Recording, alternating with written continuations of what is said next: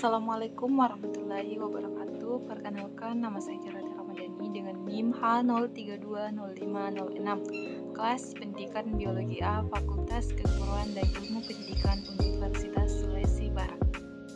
Assalamualaikum warahmatullahi wabarakatuh. Perkenalkan, saya Fitriani dengan NIM H03203112, kelas Pendidikan Biologi A. Teknologi ramah lingkungan. Dahulu, nenek moyang kita masih menggunakan lilin atau lampu minyak sebagai sumber penerangan di malam hari.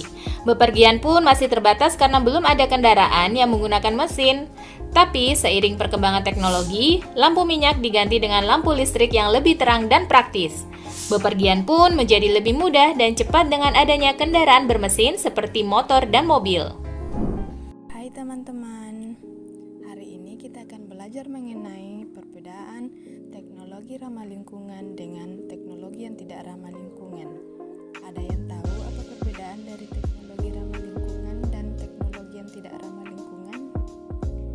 Nah, untuk mengetahui lebih lanjut tentang perbedaan tersebut, mari kita menonton video ini bersama-sama. Teknologi ramah lingkungan tidak merusak lingkungan. Seperti bahan baku teknologi tersebut masih dapat diperbaharui.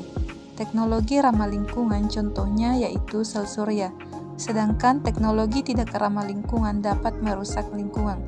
Seperti bahan baku teknologi tersebut tidak dapat diperbaharui, misalnya minyak bumi. Nah, selanjutnya yaitu teknologi ramah lingkungan. Yang pertama, biogas. Biogas ini merupakan jenis bahan bakar alternatif yang sudah digunakan sebagai bahan bakar bagi kebutuhan rumah tangga di Indonesia. Biogas diperoleh dari proses fermentasi bahan organik bakteri anaerob atau bakteri yang hidup di lingkungan tanpa oksigen. Bakteri tersebut mengubah zat organik menjadi gas metana sebesar 75% dan gas lainnya seperti karbon dioksida, hidrogen, dan hidrosulfida. Yang kedua yaitu biofuel. Biofuel adalah teknologi penyediaan energi alternatif dengan memakai SDA dan dapat diperbarui. Biofuel berasal dari bahan-bahan organik seperti tumbuh-tumbuhan. Ada dua jenis biofuel dalam bentuk etanol dan biodiesel.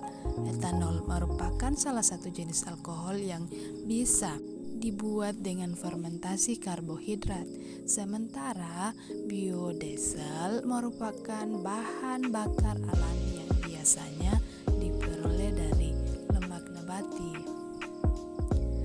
Yang ketiga yaitu sel surya. Sel surya merupakan bagaimana mengubah energi matahari menjadi listrik.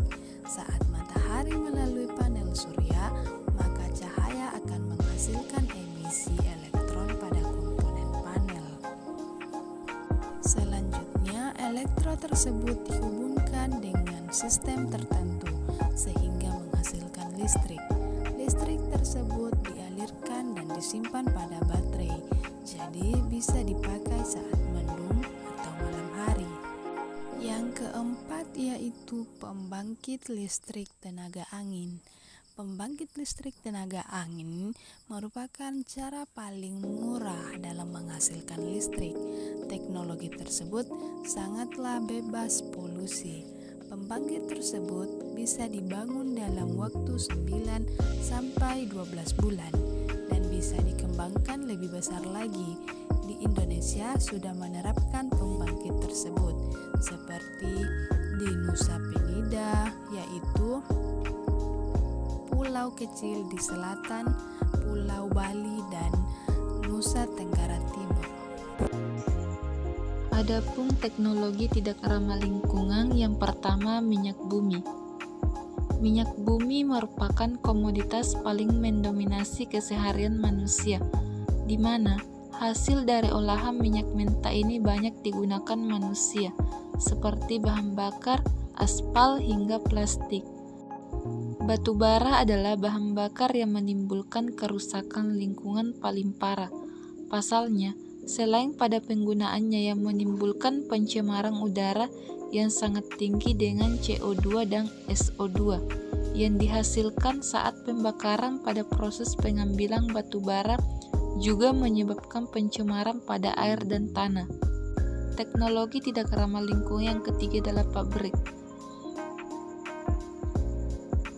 Pengolahan limbah pabrik yang kurang tepat akan menimbulkan pencemaran lingkungan yang berbahaya, seperti tercemarnya sumber air karena limbah kimia dari pabrik sehingga air di sekitar pabrik tidak bisa digunakan lagi.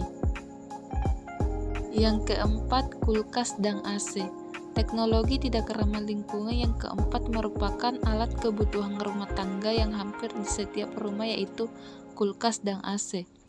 Kedua teknologi ini merupakan alat pendingin yang di dalam proses pendinginannya menggunakan klorofluorokarbon atau CFC atau biasa disebut freon.